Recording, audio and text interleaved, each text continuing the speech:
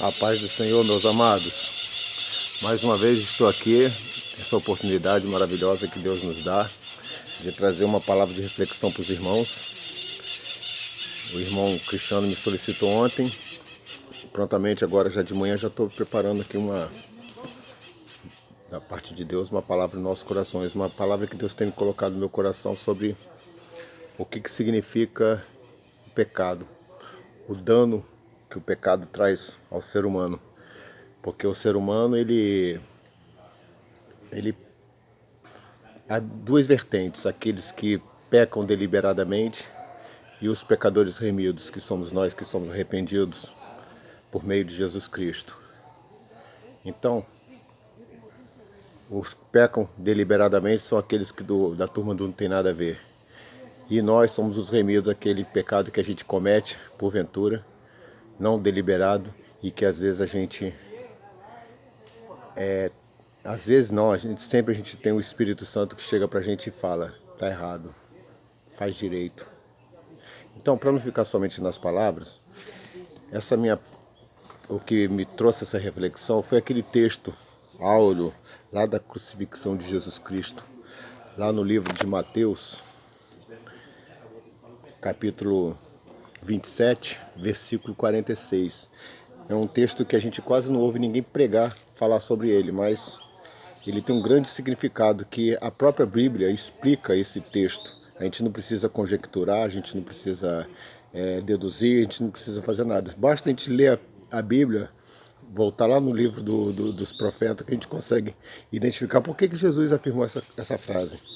E perto da hora nona, isso era 3 horas da tarde, exclamou Jesus em voz alta, dizendo, Eli, Eli, lema sabachthani. Isto é, Deus meu, por que me desamparaste?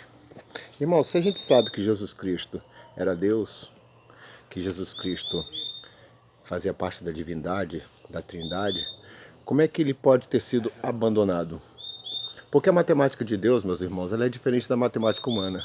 A matemática humana ela é dividida em porcento, de 0 a 100%. E a matemática de Deus extrapola isso, não tem problema. Jesus Cristo ele era 100% homem e ao mesmo tempo 100% Deus. Simples assim.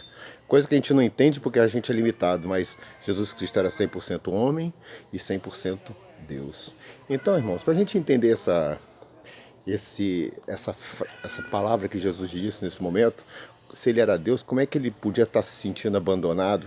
A gente teria que voltar lá no livro do profeta Isaías, capítulo 53, versículo 4, que diz, o profeta naquele momento, verdadeiramente ele tomou sobre si as nossas enfermidades e as nossas dores e levou sobre si, e nós o reputamos por aflito, ferido de Deus e oprimido.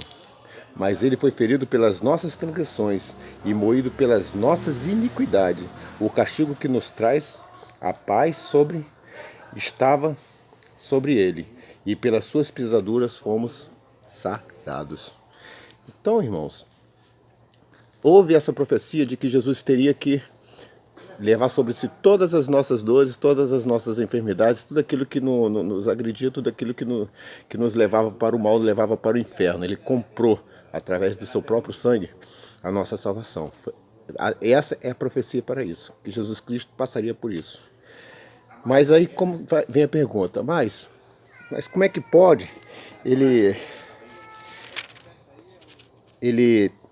já que ele era Deus, então como é que pode ele ter se sentido abandonado? A resposta também está no livro de Isaías, versículo 59, versículo 2, que diz, mas as vossas iniquidades fazem divisão entre vós e vosso Deus, e os vossos pecados encobrem o seu rosto, quer dizer, o rosto de Deus, de vós, que somos nós, para que não vos ouça, para que Deus, o pecado, as nossas iniquidades, ele cria uma barreira entre nós e Deus para que Deus não nos veja. Não que ele não nos veja, que ele ele perca a possibilidade, a capacidade, que Deus não perde capacidade de nada, mas no sentido de que ele deixa de lado. Não que ele não ouça, que ele deixe de ouvir, mas é no sentido de que ele deixa de lado, sabe? Então, irmãos, essa passagem bíblica aqui quer dizer que Jesus Cristo, naquele momento crucial em que ele estava lá no Calvário, ao ponto, ou dois versículos depois daquele, ele diz que ele expira, ele vai, ele morre. Naquele exato momento, Jesus Cristo ele nunca perdeu a santidade dele enquanto esteve aqui na terra, desde a hora que nasceu até a hora da crucifixão.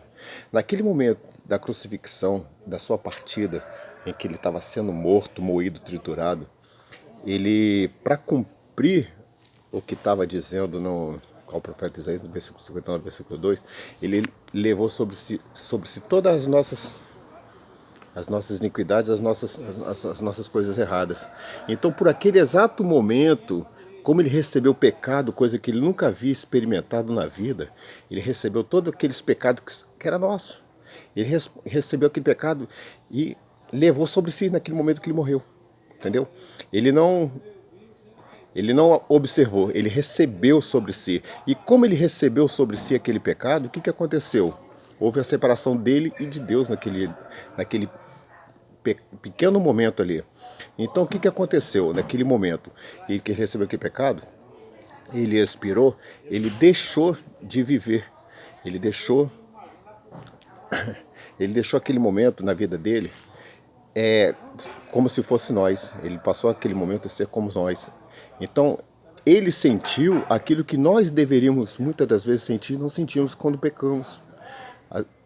É danoso a separação de Deus da gente. E às vezes a gente não sente essa separação por causa do nosso pecado. Então, isso é uma lição que ele nos dá para nos mostrar que o pecado faz a nossa separação de Deus. E que a gente aqui na terra, mesmo estando na terra, a gente estando em pecado, Deus está afastado da gente.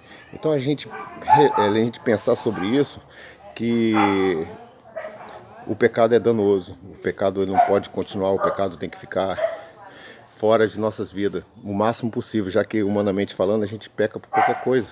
A gente não pode deliberar pecado, a gente tem que sempre ser um pecador remido. Então, irmão, fica na paz do Senhor, muito obrigado pela oportunidade e Deus abençoe a todos.